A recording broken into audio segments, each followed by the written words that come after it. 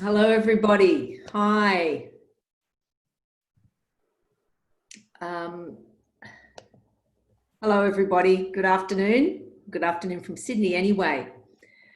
I think we've got about 28 people online at the moment, which is great, and maybe some more are going to join us in the next few minutes. But we're going to kick off so that we can finish on time today. And I'd like to welcome you all. Welcome to this afternoon's webinar focused on asbestos, not here, not anywhere. And I'd like to start off, as we do in Australia, by acknowledging country. Today I'm on the land of the Gadigal people of the Eora Nation and recognise their presence and enduring presence and culture in this land. So please, in the chat, if you know the Aboriginal land on which you're on today, please acknowledge that in the chat box if you're in Australia. And please, everybody, feel free to introduce yourself in the chat box as well, as we won't be able to do that on the webinar and introduce yourself to everyone here today. It's fantastic. I can see lots of people contributing there already, so it's great to have everybody here. We've got a really great afternoon for you this afternoon, and a couple of reminders before we start. Firstly, we are recording this webinar, so I just want to let people know in advance that we're doing that. And also I want to invite you to engage on Twitter during the afternoon under the hashtag ban asbestos. So that's hashtag ban asbestos. I think someone's probably put that as a reminder in the chat, and we'll put that as a reminder in the chat during the course of the next hour so that you can add your comments in this afternoon. As I think many of us are aware, a lot of Australians aren't aware that asbestos continues to be mined, traded and manufactured internationally. After our tragic experience, Australians are passionate about supporting the campaigns overseas to end the use of this toxic substance. APHEDA's been working on asbestos awareness campaigns since 2010, and in 2017, it became our priority campaign. And so today we're working with unions in Australia, global unions, our partners and allies overseas, the Australian government, and regional and national ban asbestos networks, as well as activists here and around the world. Over 220,000 people die each year globally from asbestos-related diseases. 4,000 people die each year in Australia. And although 66 countries have banned asbestos, many countries still have not. And Asia is the last big market for asbestos and responsible for over 80% of global imports. The campaign confronts the misinformation, the intimidation and deception of the asbestos industry lobby, who continue to promote asbestos as a safe product. I think for all of us, COVID-19, of course, is having a huge impact right across the world and the countries in which we all live in and work. However, for people that are exposed to asbestos, they have a double impact because of the potential lung damage that's already been caused to them. And so for some of them unknowingly, COVID-19 is having an additional impact. They are an invisible, vulnerable population, and we must support the campaigns to identify, diagnose, support and compensate these people. So we've launched a campaign to stop multilateral development banks like the World Bank from letting COVID relief funding be spent on asbestos products.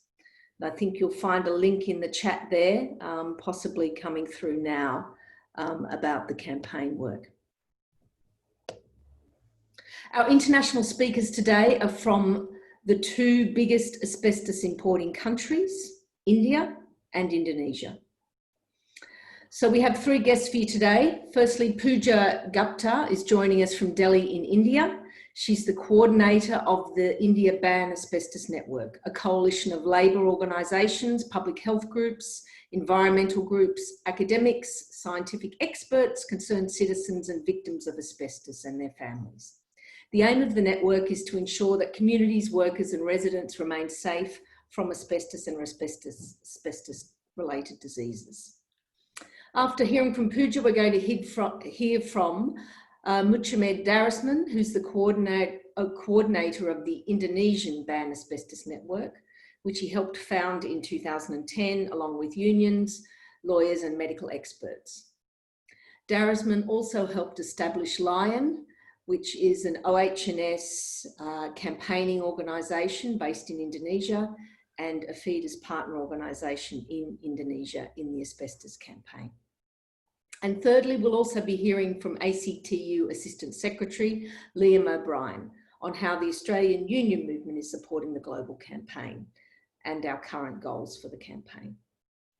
So over to you, Pooja, who's going to give us an update on COVID and asbestos in India and the importance of the global campaign to the work that's happening in India.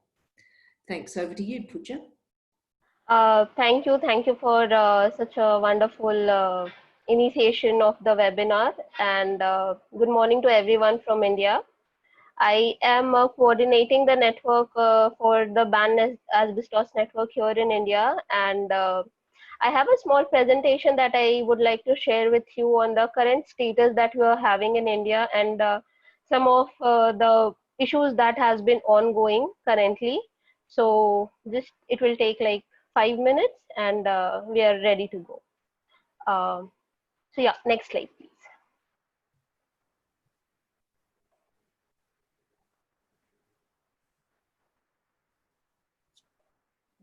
So the goal of the network is basically to ban asbestos from India and to bring the just transition in the asbestos industry, while eradicating the usage of asbestos from different aspects that is ongoing. And the network was formed in 2017 with the sole aim to have a network that works towards the ban of the asbestos, because India currently is one of the top contenders for the asbestos usage, whether it's importing from countries like Russia or Kazakhstan, or manufacturing the products and selling out it to the local communities. So the sole agenda is to ban it and bring the transition in the industry, as there are many non-asbestos product lines which are already available even in India, but it's just that the lack of consensus and high politics into the industry and money and power that goes into it, that is not letting this just and fair transition happen. So I'll just show you around a little bit on that. Next slide, please. Yeah. So our network has victims, NGOs, doctors, lawyers, trade unions, and people from research and academics background, because as a network we need to have all of them to work collectively towards the aim. And the approach that we have is on different levels. So we are engaging with the state governments here individually, because every state has their own line of regulatory mechanism, has their own agendas and development factors. The central government, on the other hand, being a hazardous industry, regulates most of the norms that we have here in India for asbestos. And then the judicial bodies, because we have been engaged with a lot of cases that we have filed. In fact, in 2012, we filed a case on the abandoned asbestos mines and the scientific reclamation of those mines. So that way we have been engaged with the judicial bodies, and then on international level we have been engaged with ILOs, WHOs, the IFIs, which are actually responsible for all the fundings of these projects that are ongoing. So the idea is to have multifaceted approach, not just one way to go around it, and to bring the industry under a pressure from different angles as much as we can. Next slide, please. So this is just a little information that as you can see, the numbers from Russia, Brazil, Kazakhstan, China, and some from South Africa and Poland also. These are the consignments that has been bought in India as per the Ministry of Foreign Trade's information in 2018. So Russia has been the top contender as an exporter of raw fiber, followed by Brazil and Kazakhstan. This information has changed a little bit with Brazil and Kazakhstan this year because of the things happening and the laws that Brazil made changes with them. So a little bit changes here over a period of time. But the imports that comes from these countries are mostly being going to the states that I have mentioned here in the box, which states like out of total there is no information for 102 projects where these fibers are actually being transported. So that is one thing. There is a lot of loopholes in the data information available as a country that we have. So these are the issues that we face when we talk about bringing in transition and doing stuff, because these loopholes actually play an important role when we are doing the lobbying with the government organizations. This graph where product wise information is given is basically import quantity that comes from these countries, and more than 80% goes into asbestos cement products, and which is basically a huge market for asbestos cement sheets and asbestos cement pipes. So these are two very big industries that we have in India, and it is something that deals with almost all the other factors. And the values likewise goes into asbestos cement products, which is more than 90% of the entire value of the amount that has been spent on the import of this fiber. If we see import versus quantity, there are different ports that are happening where these imports are taking place, but there is no proper regulatory mechanism that says that which ports are actually being used at the most number. That I'll show you in a different slide. But here it just gives some statistics that the amount of import and the amount of investments are very different as compared to the different ports. Next slide, please. These are three top importers for India, and the import value has increased over a period of time. So even with the minor changes, it shows a clear graph that there has been constant increase from Russia. With Brazil and Kazakhstan, it's a little changed, and it's still there. But Russia has been the top regulatory mechanism who affects the import and the total lobbying process that India goes through. Because even when we were in COP, we saw that the Indian delegates who were there representing India were basically opposing the listing also, and this has to do something with the Russian delegates, because it was hand in glove with them. And it's very clear that when a government states there that there is no such uh, problems or no such issues happening which we can actually see on the ground, it's very depressing. We had an approach we represented in Brazil also as a solidarity for our network members. And the one thing that we think can be done after attending Brazil and Rotterdam Convention was we can pressurize Russia and Kazakhstan to certain extent through all these banks that are actually investing in Russian and Kazakh businesses, because not just with Russia or Kazakhstan, but these banks are actually investing in India also. And if there is no accountability on their investment, then it doesn't matter if an IFI is not taking their stance for that. Yeah, next slide, please. So this is one thing that I was talking about before, is the list that we have gathered over the imports on the ports that are present in India. There are 21 major ports which are there. And as you can see, there is one spike is a Kolkata port. But the problem is that these are marked as the number of consignments that comes here each year port wise. But the amount of consignment that Kolkata receives is not as high as other port like Mundra, which has quantity wise the higher number of import. But the exposure that we are talking about to the port worker or to the person who is actually dealing with those consignments will be higher in Kolkata, because small quantity are being imported, and the number of exposure will be high because more people will be involved when more consignments are coming. So that way it's more risky as compared to the port, which has a higher quantity of consignment but lower number of consignments being imported.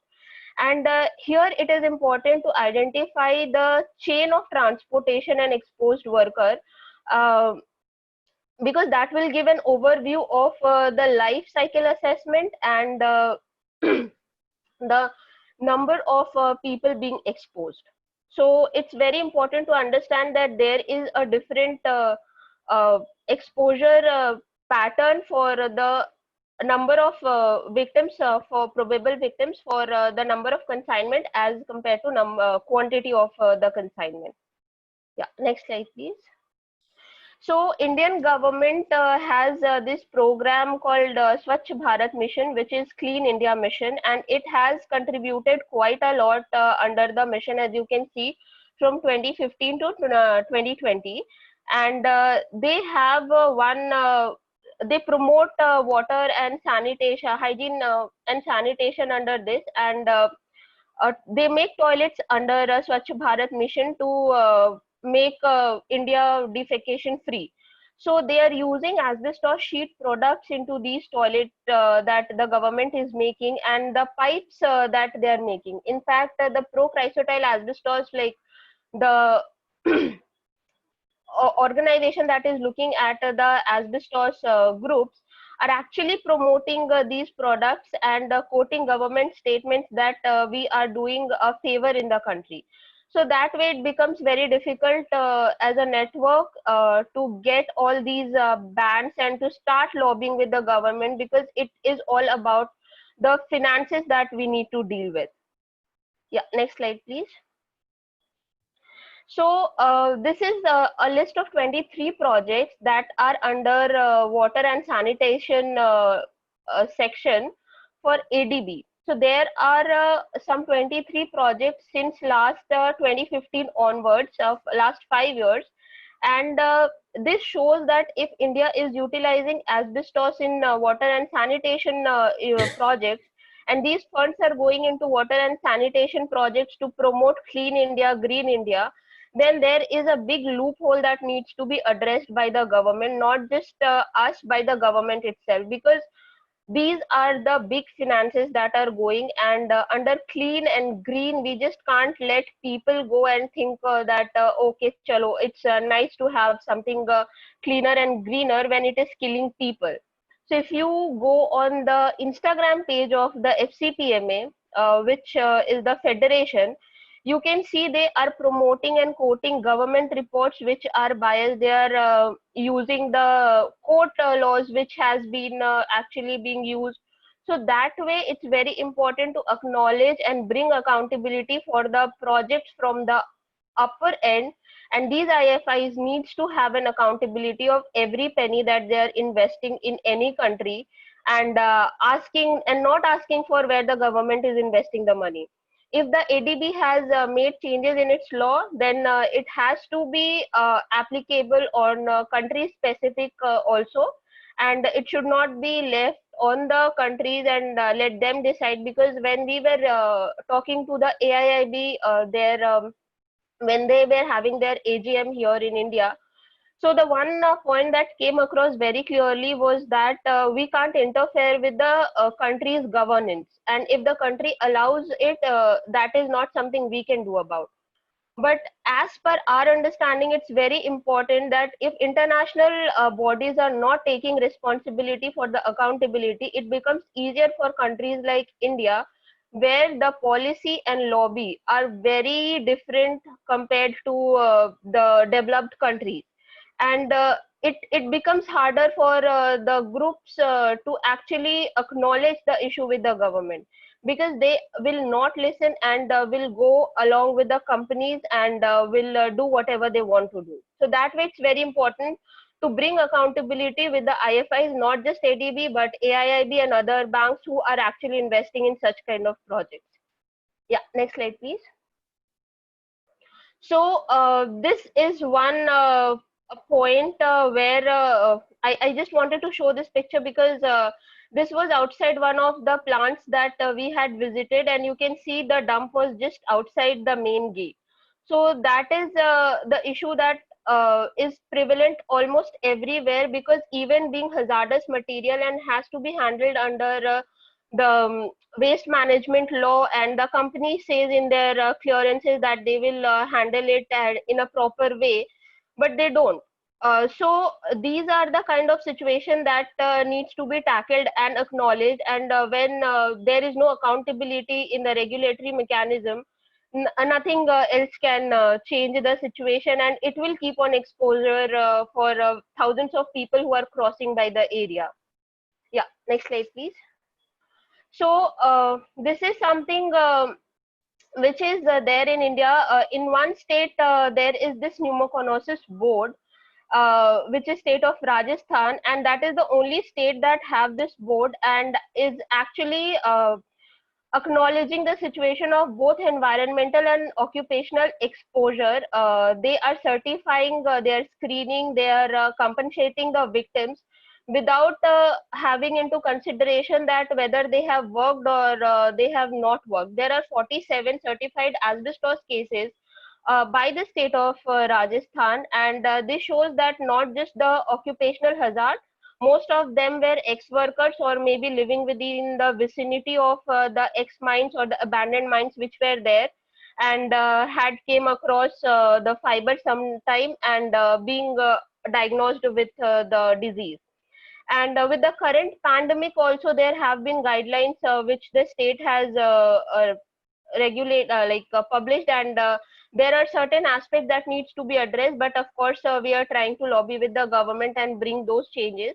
The point that is important at this point of time is to have a rapid and time bound screening, especially for the pending cases, because these people have already been registered on the portal, and they need to have a quick assessment, because they are already higher risk, they're already at a higher risk of exposure to COVID, because they have a lower immune system, they have a problem with like lungs problem and things like that, and they have this needs to be addressed within specific time before we lose them, and we can't do anything about it. Then there has to be proactive searching in the cases, because these areas, especially the abandoned mines or the workers who are working across these factories, these needs to be addressed. These are the areas where we need to have a higher amount of screening done for these people, so that we know who all are at higher risk as compared to normal people who are not in such kind of vicinity or have not worked before in such kind of industry. And then the importance is like to have a victim care model where we can have these parameters as one of the factor, and acknowledge the situation accordingly. And for this we have been engaged with some of the medical institutes, and we are trying to do some kind of work with them. Yeah, thank you. Next slide. So this is one of the documentaries that is being made by the Belgium people. There is this industry, one of the oldest industry in India, where asbestos plant was set by British government companies long back, and then they left, handed it over to the Belgium group, and then the Belgium group handed it over to the Indian groups. So it's a long history that goes back. But they made this documentary, which we will have a trailer for about 1.5 minutes after this maybe, and it shows how these companies have taken for granted the regulations and have not acknowledged the situation of whether it's a waste dump or it's addressing the issues. Even though Belgium groups had a strict regulation there in Belgium, they didn't bothered about the regulatory mechanisms here in India, which shows a clear flout in their system, not just as a company, but as an international uh, authority also, that you are taking granted one country's life lesser. You're not taking it seriously, and they doesn't matter as compared to other countries where the regulations are high, stricter, and the standards are well taken care of. So that way, it's not just one country that needs to acknowledge the situation, but it's important to have an interaction with different countries and take the responsibility that they have done, whether it's in India, it's in Indonesia, the investment that these companies are actually doing in developing nations should be taken care of in acknowledgement, and then probably we will be able to get through this a little faster and little better. So can we have the breathless video, please? And if there is any question, we will try to answer that.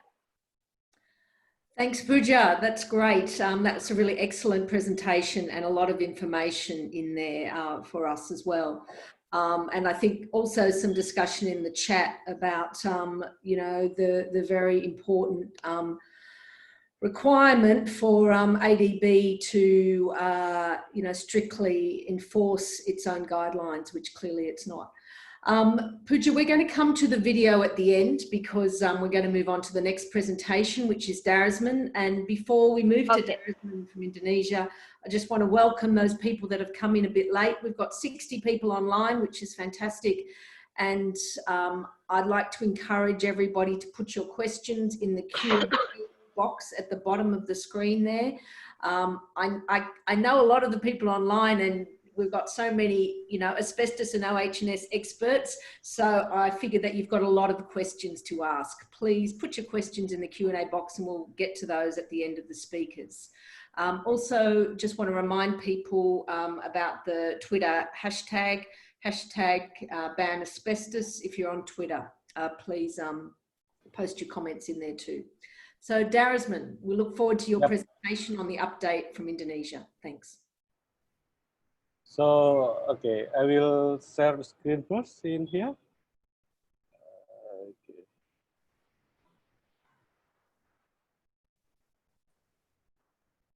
Okay, everyone can see the screen? Yeah. Okay, thank you. First, I want to introduce that my name is Darisman. I'm as the coordinator of INABAN. So INABAN is established on 2010. So now has the member from union, NGO, and then also the expert from health expert, medical expert, and lawyer also. So the background of asbestos in Indonesia now is actually now Indonesia import more than 100,000 ton asbestos raw material, and 90% that used for the construction, mostly as for roofing. And then now has the... Darisman, excuse me, Darisman, before you go on, can you put your presentation on slideshow because it's not big enough for us to view? Thanks. Oh, sorry. You can see this one? Yep, that's okay, sorry. Oh, if you can even, yeah, if you can put on the slideshow function, even better. Okay, this one? Yeah. Okay. So yeah, this is the organization that's joined to on INABAN. So this is have a lion, WALHI, and then the labor NGO, and then also the unions. And so the background about the asbestos in Indonesia is that Indonesia import more than 100,000 ton asbestos raw material per year actually. So now it's increasing more than 120 tons per year last year. So almost 90% that the asbestos material using for the construction mostly is for the roof cement actually. And now in Indonesia has 27 factory as that produce for the mostly is for the asbestos roof cement. And in Indonesia, that has based on the statistic actually has the 70 million housing in Indonesia and 30%, 30.8% that use in urban use the asbestos raw material. So this is the global the number I think, and we know about it. But I want to show in Indonesia, it's not only import asbestos raw material, but also export the product containing asbestos. We just know on the trade statistic actually. So Indonesia export the asbestos containing material to Malaysia, Timor Leste, and Papua New Guinea. So it's yeah, it's impressed for us actually, not only import but also export. And this is about the occupational estimated the asbestos related disease. So we have a data from the global burden of disease in 2016 that Indonesia actually have a potential victim that every year, maybe in 2019, that's around 900, more than 900 occupational asbestos related cancer actually. And in 2018, after the Ban and his organization, his partner cooperate to organizing the victim and advocate the worker, actually now the government in 2018 recognized the victim. It's the first time for Indonesian issue that the asbestos related disease recognized as the occupational disease, and 6 workers report and by Ban and recognized by the state. And we have an issue in here that about the amount of the compensation. So we still advocating about it because the worker get small money on this compensation actually. And this is because we for current situation about the COVID-19 in Indonesia. Now, 2 days ago, actually, Indonesia has a positive case of 88,000 cases in Indonesia. Just today ago, but now it's around more than 90,000 cases in Indonesia related with the COVID-19. And almost 50% that's already recovery, and then so around 4,000, more than 4,000 people pass away on related to COVID. And the impact to the worker for right now is the data from the government, almost 2.8 million workers affected by the COVID-19 crisis. So from that has a dismissal, suspended, and then not only for the sector have a big impact is to the tourism sector, trade sector, and then also to the manufacturing. And then in the union issue, we still fight on the dismissal issue because I think the worker situation now is worse, so going worse because the government not yet get to go back on the economic situation. So the union facing the issue on the dismissal, suspended, and then decreasing the wage for the worker. And the other issue is that many companies decide their policy without coordination or be parted with the union. So the union miss or the many violence on the freedom of association for right now. So, and what we do now is when we campaigning COVID-19 on asbestos issue in Indonesia, so we try to dissemination information on the how to prevent and how to protect it, to protect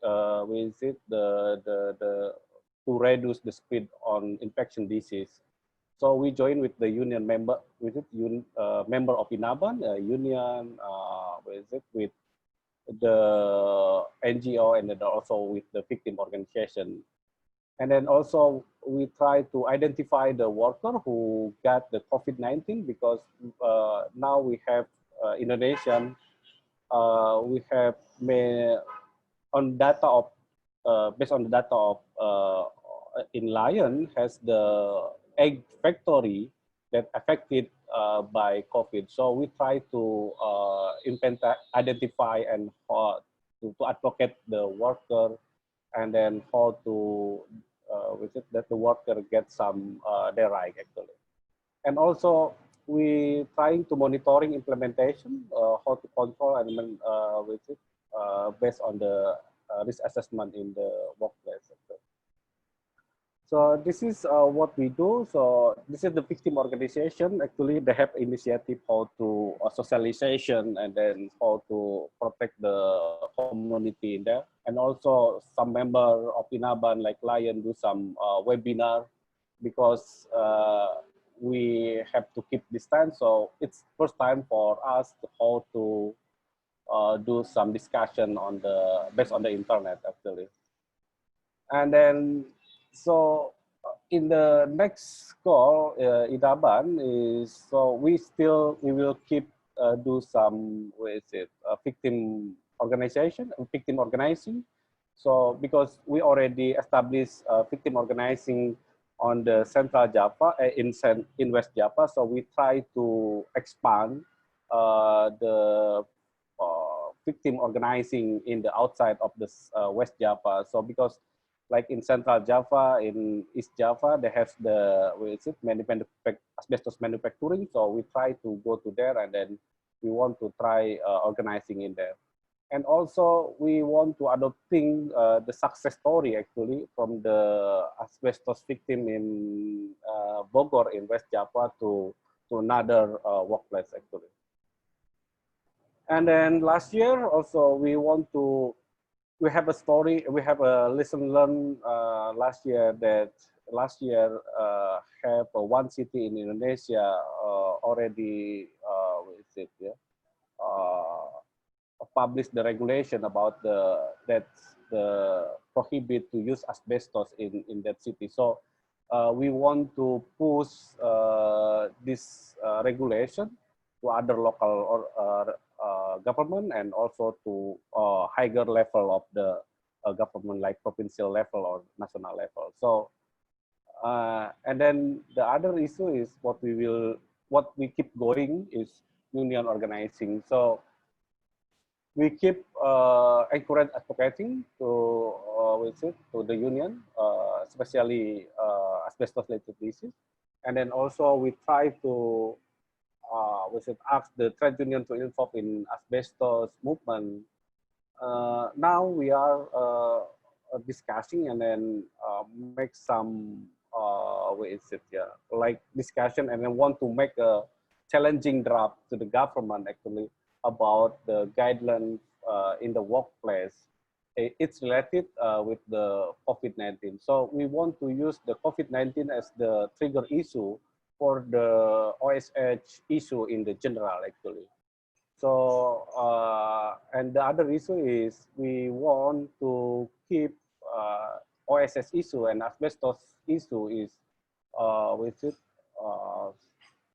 be a program, be a mind program for the union. So and put by them on the CBA actually. So yeah, that's from me, maybe. Thank you.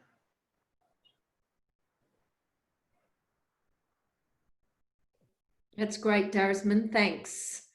In the interest of time, we're going to move straight on to Liam, and we're going to come back to questions at the end for all of the speakers. We've had some good questions coming through the Q&A box. So just a reminder to everybody online to put your questions in the Q&A section at the bottom of your screen there, and welcome those new people that have joined us. My name's Kate Lee. I'm the Executive Officer of APHEDA. It's fantastic to have all of you here today, including many APHEDA activists across Australia and members, OH&S campaigners and specialists in Australia and overseas, and asbestos campaigners internationally. Great to see you. So our third speaker today is Liam O'Brien, Assistant Secretary of the ACTU here in Australia. Over to you, Liam. Great to have you here. Thanks, Kate. And I'd like to start by also acknowledging traditional owners of the land on which we meet and pay my respects to elders past and present. Apologies for that noise there. I'd also like to thank APHEDA for putting on today. It's a great opportunity, obviously, with COVID going on and many of us in isolation in different parts of both Australia and indeed around the world. It's great to be able to connect on a platform such as this. I'd also like to thank our previous speakers. I think it's a great insight for many of us here in the country to understand some of the struggles that are going on around the world. And I think bringing that perspective to Australian Unionists who are not familiar with the challenges that you face is a really important part of our global movement. So look, I really want to try and just be quick in terms of setting the context for really Australian Unionists, because I know many internationally sort of understand this fact. But for us here, we've had a ban on asbestos now for nearly 20 years. And, you know, that has been a significant achievement on the basis of the work that unions and victims groups have done across, you know, quite frankly, generations in bringing forward a ban on asbestos in this country. And because of our legacy in the high use of asbestos in Australia, we have some of the highest rates of mesothelioma and asbestos-related disease.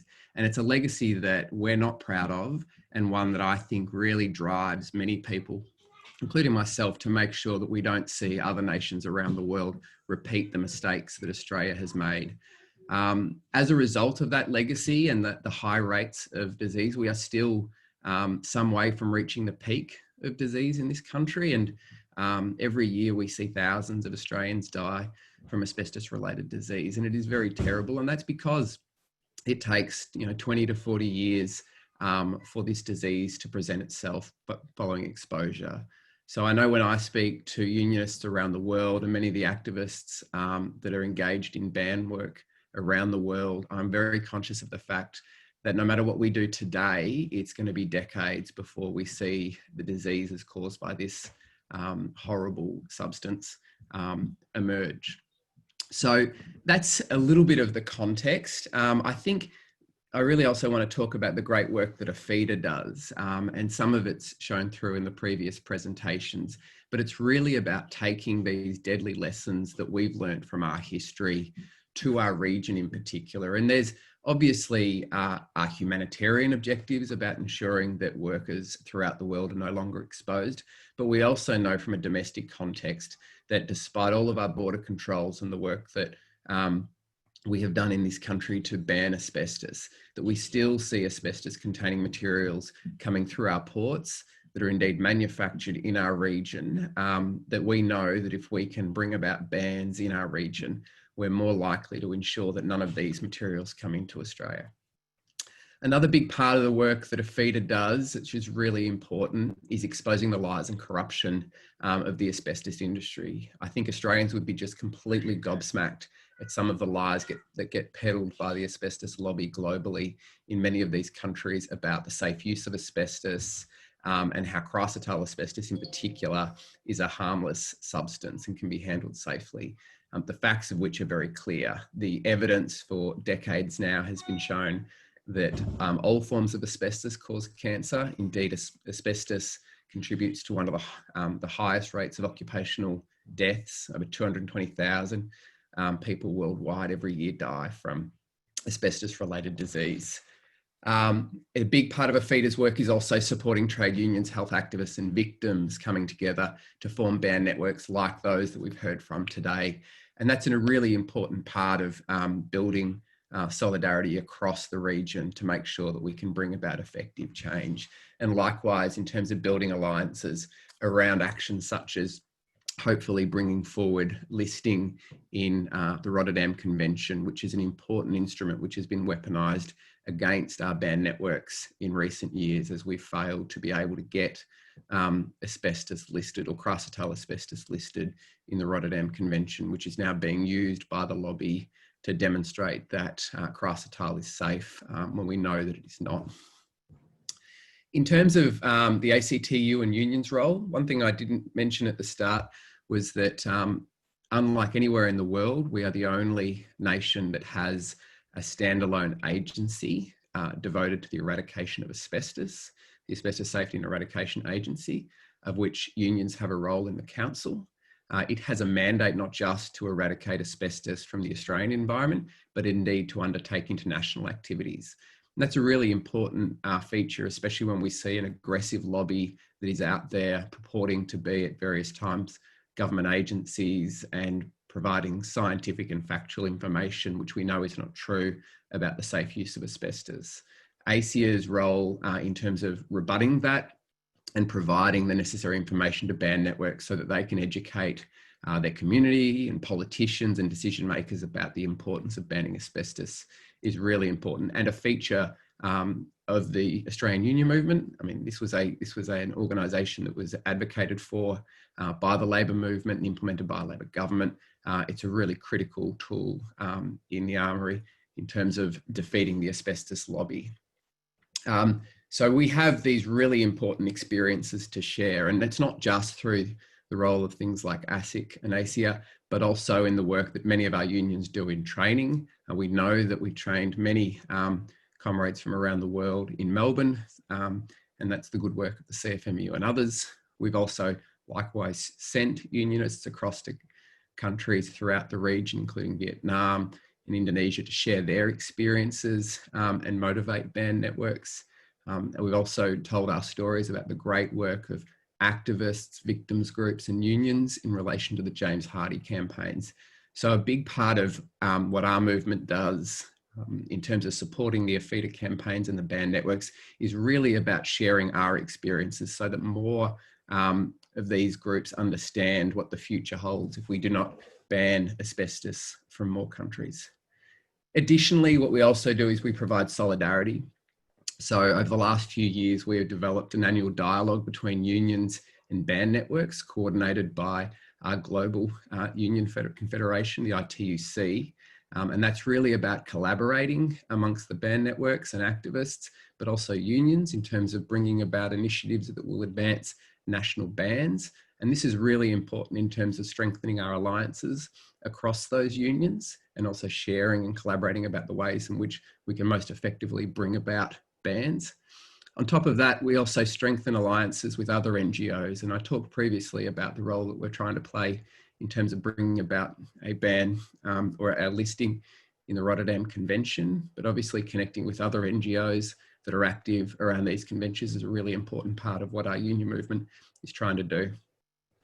Some of the other things we do in terms of direct support for APHEDA, obviously I talked briefly about the Rotterdam Convention.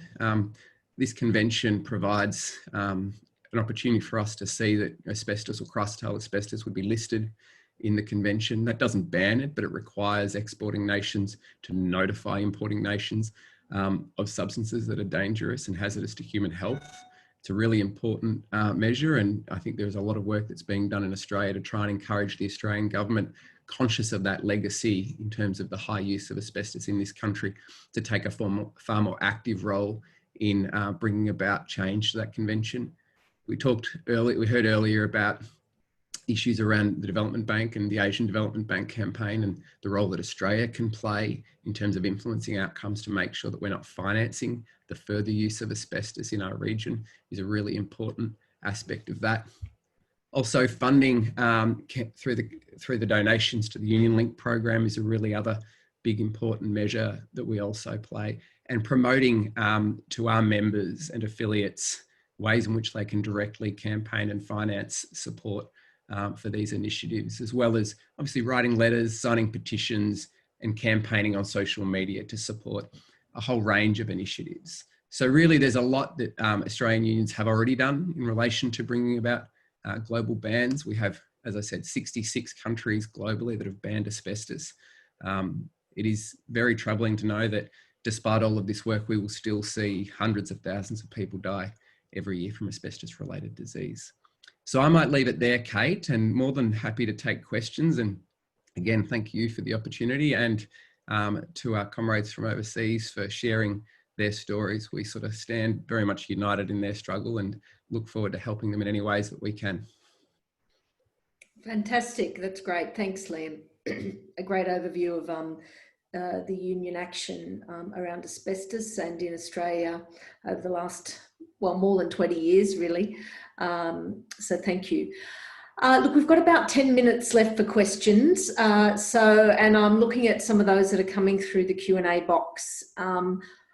I think we might be able to throw to a couple of people at least for those questions. Dong, I don't know if you're still on the line, but if you're there, maybe we can bring you up and you can ask your question to Pooja.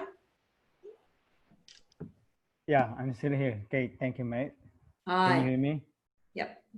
Go ahead. Thank you for the opportunity. Just curious about the situation in India. Years back, we actually asked through the parliament whether the central government has a plan to ban asbestos, and we received a categorical response of no. I mean, Pooja, if this position of the central government hasn't changed yet, what is the feasibility of a state level ban in India, given the current context? Thank you. Thank you for the question. The thing is that there has been, we are actually trying to get into state level ban, because like I said, one of the states which already has this pneumoconiosis policy in place, and they have a government portal and proper mechanism in place. So we are targeting to start with one state where we are proposing the government to have a complete ban, because this was also a state where old mines are present, and they have been, the India abandoned mining in 1986. And it's been some time that we are not mining asbestos anymore. So it may be one of the key points that we are targeting in next 2-3 years to lobby with the government and start the mechanism of state ban, so that we can actually replicate it in different states. Because centrally going through different states, it's comparatively difficult. So the idea is to have a state-wise ban, and maybe if government like state of Rajasthan agrees to ban and do this in place, maybe it will give a positive outcome for other states also. So right now we are also taking the approach of state ban in different aspects. Thank you. Thanks, Pooja. That's great. I think, Mohit, if you're still there, you had a question for Darisman about secondary exposure. Would you like to ask that question?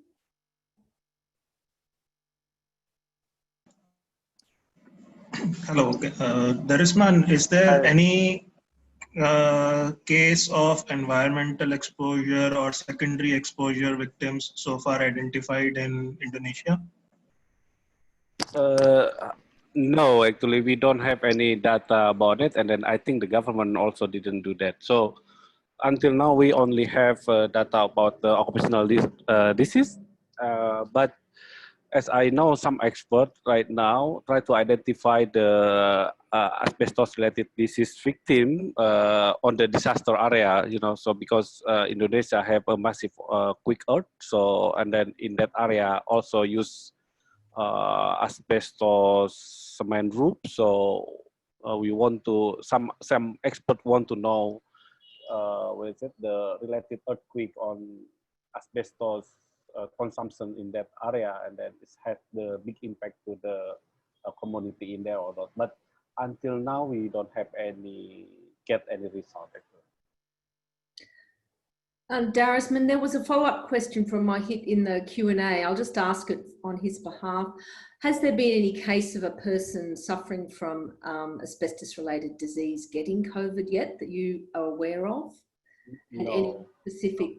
No. That the victim we organizing. I mean, we don't have. I mean, until now is safe from COVID. Right. Okay.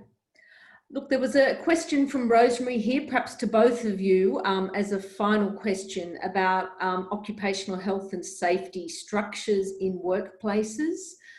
In Australia, we have a system of structures of occupational health and safety representatives and committees in workplaces. Are you able to comment on about any system for OH&S that exists and rights for people to exercise those rights in workplaces in India and Indonesia?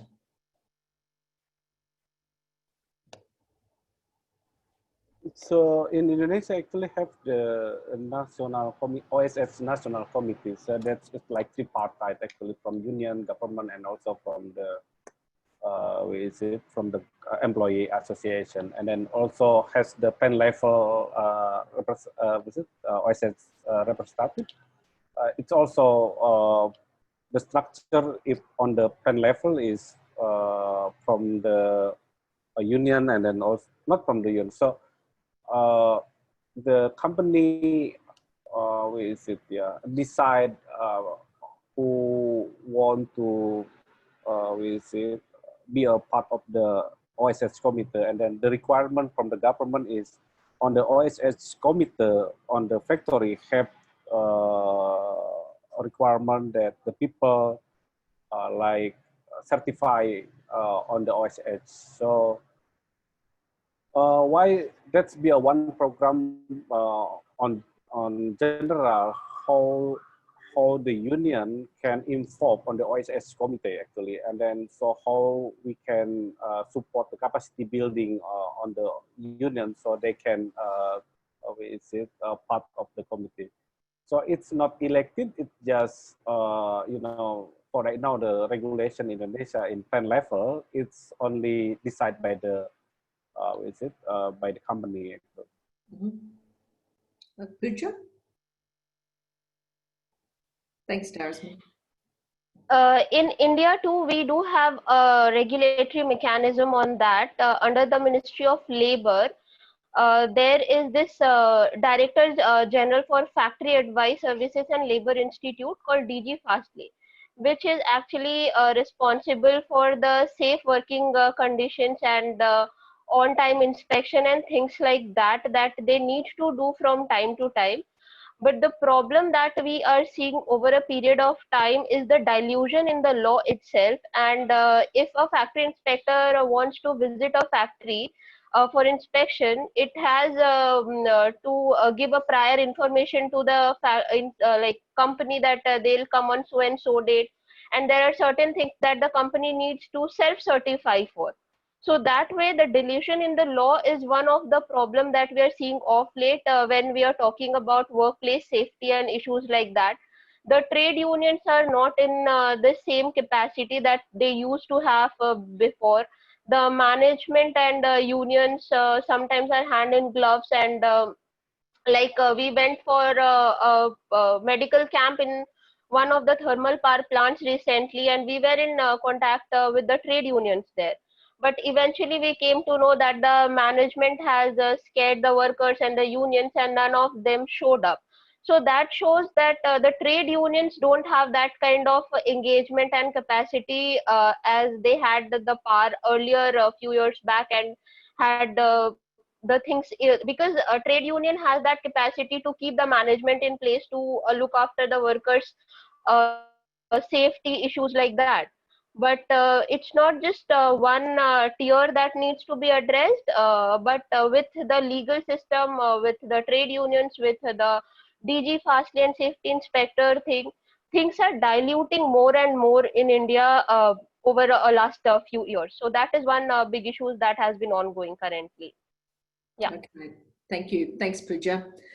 That's all we have time for today in terms of questions, everybody. So we are going to wrap up shortly. Firstly, I want to thank all the speakers today. Thanks so much for providing such insightful observations about what's happening in Indonesia and India, and bringing in the Australian context today. This webinar is recorded, as I mentioned earlier, so you can go back and we will post it shortly, and you will be able to go back and view parts of it and get further information if you need it. I want to thank everybody online. We've had 62 people join us today from all around the world. It's fantastic to have you and to have your support. I just want to note that this campaign has been supported by Australian unions over the last 3 years, and notably AMWU, MUA, New South Wales Nurses, the Vic Nurses, the AEU, UWU, ETU Victoria and the CEPU, as well as APHEDA activists and members from all around Australia, as well as the Australian government through the Asbestos Safety Eradication Agency, as well as the Department of Foreign Affairs and Trade. The CFMEU Victoria, as Liam noted, also supported 10 people to come to Australia in February this year from 4 countries for asbestos safety training, which was really fantastic as well. I also want to take a moment to acknowledge BWI, the global union, which has been campaigning against asbestos for decades, and we are joined today by Dong Tolentino, who's the Regional Secretary of BWI. And as been noted over the last hour, there have been some really positive and great success and progress in the campaign so far. From supporting the national campaigns in Indonesia, Vietnam, Laos and Cambodia, and the ban networks in those countries have really been able to make some good wins. For example, the one that Darisman noted about the Bandung city introducing bans on commercial buildings, right through to the Vietnam Prime Minister announcing in 2018 that there would be a ban on asbestos roof sheeting in the construction industry by 2023. We've also seen a 50% decrease in asbestos factories in Laos and Cambodia. Also we've been able to successfully campaign, as noted, to get the Asia Development Bank to end its support for the asbestos industry, although, as noted earlier in the chat, getting enforcement of that position has been and is an ongoing struggle. So just to wrap up, I just want to note a couple of ways that you can continue to support the campaign. We have 3 asks for you today. Asks of you rather. If you're not a member of APHEDA, please join as a global justice partner and make a monthly donation to support the campaign. And I think someone's probably put the link in the chat already, but you can go to our website, apheda.org.au, to join. If you're not already a member, please do. You can share the petition, which was put in the chat earlier as well, the petition to make sure that all of the international finance institutions place bans on asbestos in construction. And this is vitally important given the economic stimulus that's being promoted through the international finance institutions in our region as a result of COVID-19. And if you're already a member, please ask 3 friends to join us and share our website and encourage people to join APHEDA. In the current environment, it's hard for us to talk to people in person, of course, and so we're relying on others. And I know there are many APHEDA activists and members on the call today to help us. So thanks so much for everybody for joining, and again, thanks to our speakers for being part of it, and the recorded webinar will be available for you to share soon with others so that they can also get an update from our comrades who spoke today and shared their insights and an update on the situation in our region. So thanks so much, everybody, and we'll be in touch soon. Thanks. Thank